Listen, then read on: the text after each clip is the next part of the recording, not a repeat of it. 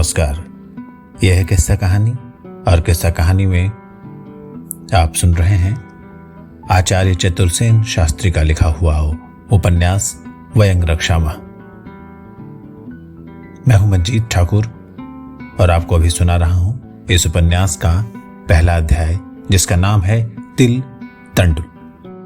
कज्जल कूट के समान गहन श्यामल अनावृत उन्मुख यौवन, नीलमणि सी ज्योतिर्मयी बड़ी बड़ी आंखें, तीखे कटाक्षों से भरपूर, जिनमें मध्य सिक्त लाल डोरे, मदघूर्णित दृष्टि, कंबुग्रीवा पर अधर धरे से गहरे लाल उत्फुल्ल अधर, उज्ज्वल हीरकावली सी धवल दंत पंक्ति, संपुष्ट प्रतिबिंबित कपोल और प्रलय मेघ सी सघन गहन काली घुंघराली मुक्त कुंतलावली, जिनमें गुथे ताजे कमलदल शतदल, कंठ में स्वर्णभार ग्रथित गुंजामाल, अनावृत उन्मुख अचल यौवन युगल पर निरंतर आघात करती हुई, मांसल असफलक भुजाओं में स्वर्ण वलय और क्षीण कटी में स्वर्ण मेखला, रक्तांबर मंडित संपुष्ट जघन नितंब, गुल्फ में स्वर्ण पैजनिया, उनके नीचे हेमतार सूत्र ग्रथित कच्छप चर्म उपानत आवृत चरण कमल,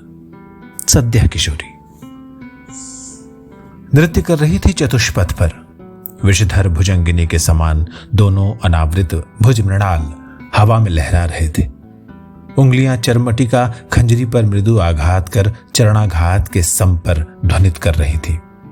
चारों ओर आबाल वृद्ध नगर नागर, नर नाग, देव दैत्य गंधर्व किन्नर असुर मानुष आर्य व्रात्य।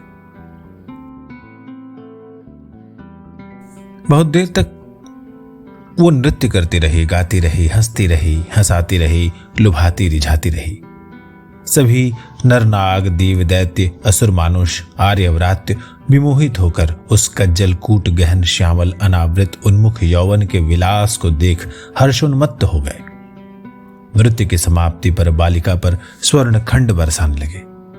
किसी ने आंखों से पिया वो रूप ज्वाल, किसी ने हंसकर आत्मसात किया, किसी ने स्वर्ण दान देते हुए स्पर्श किया उसका कमल कोमल करतल। किसी पर उसने भ्रूपात किया, किसी पर कटाक्षपात, किसी पर बंकिम दृष्टि दी, किसी को देखकर हंस दी। स्वर्णखंड कमर में बंधे चर्मकोश में बांधे और स्वर्ण पैजनियों को कच्छप चर्म उपानत पर किकृत करती हुई वो चली मध्य के हाट पर। बहुत जन विमोहित विमूढ़ होकर उस पर उन्मत्त अनावृत उन्मुक्त यौवन को आंखों से पीते आगे पीछे इधर उधर चले। मध्य की हाट पर जाकर उसने पीठ पुरुष से कहा, दे मध्य, ला स्वर्ण ला। कैसा स्वर्ण? वो जो अभी चर्मकोश में बांधा है, वो तो मात्र चरण के लिए है। तो मध्य यहां कहां है? इन भांडों में क्या गरल है? स्वर्ण जो नहीं देते उनके लिए गरल है, तो गरल ही दे। गरल देने की नगरपाल की आज्ञा नहीं है। मध्य लेना हो तो लो। पीठ पुरुष ने दांत निकाल दिए। ला, फिर मध्य दे। तो ला स्वर्ण। अरे मूढ़, कैसा स्वर्ण? मध्य क्या यूं ही पड़ता है? शुल्क दे। नृत्य क्या देखा नहीं तूने? क्यों नहीं देखा? नेत्रों को अवश्य देखना पड़ा, पर इसमें मेरा दोष नहीं। तो मेरी हाट के सामने आकर क्यों नाची? इतने में एक तरुण भीड़ से आगे आया। उसका किशोर वय था। उज्ज्वल श्याम वर्ण काक पक्ष ग्रीवा पर लहरा रहे थे। कमर में कृष्णाजिन, कंधे पर धनुष तूणीर, हाथ में शूल, विशाल वक्ष, बड़ी बड़ी आंखें, प्रशस्त ललाट, भीगती मसें, कुंचित भ्रिकुटी, केहरी सिकटी, कठोर पिंडलियां, अभय मुद्रा, सुहास सिक्त अभिनंदित मुखश्री। तरुण ने एक स्वर्ण पीठ पुरुष के सामने फेंक कर कहा, स्वर्ण मैं देता हूं, तो उसे मध्य दे। पीठ पुरुष ने हंसकर स्वर्ण को परखा और मंजूषा में रखकर मध्य भांड उठाकर तरुणी को दे दिया। भांड को मुंह में लगाकर तरुणी गटागट मध्य पीने लगी।